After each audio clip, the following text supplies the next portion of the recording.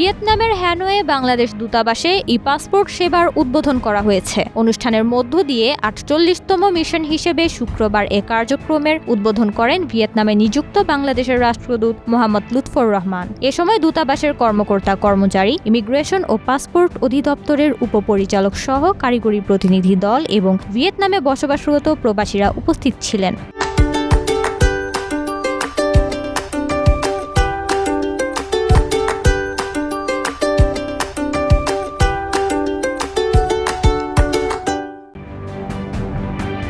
উদ্বোধনের আগে ইমিগ্রেশন ও পাসপোর্ট অধিদপ্তরের টিম টেকনিক্যাল কার্যক্রম এবং দূতাবাসের কর্মকর্তা কর্মচারীদের প্রয়োজনীয় প্রশিক্ষণ সম্পন্ন করেন। অনুষ্ঠানে ই-পাসপোর্ট আবেদনের প্রক্রিয়া সম্পর্কে উপস্থিত বাংলাদেশিদের সম্যক ধারণা দেন ঢাকার ইমিগ্রেশন ও পাসপোর্ট অধিদপ্তরের উপপরিচালক আলামিন মৃধা। তিনি সরকারের ই-পাসপোর্ট প্রকল্পের ওপর নির্মিত একটি তথ্যচিত্র প্রদর্শন করেন।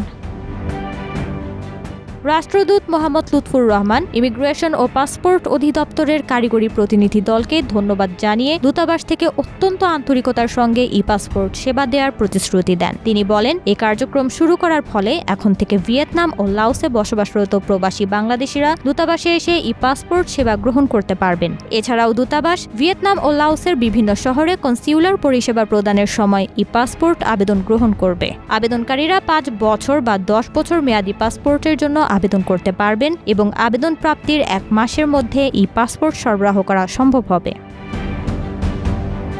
আনুষ্ঠানিক উদ্বোধন শেষে রাষ্ট্রদূত কয়েকজন আবেদনকারীকে ই-পাসপোর্ট এনরোলমেন্ট স্লিপ হস্তান্তর করেন। উদ্বোধনী অনুষ্ঠানটি পরিচালনা করেন দূতালয় প্রধান নাসির উদ্দিন।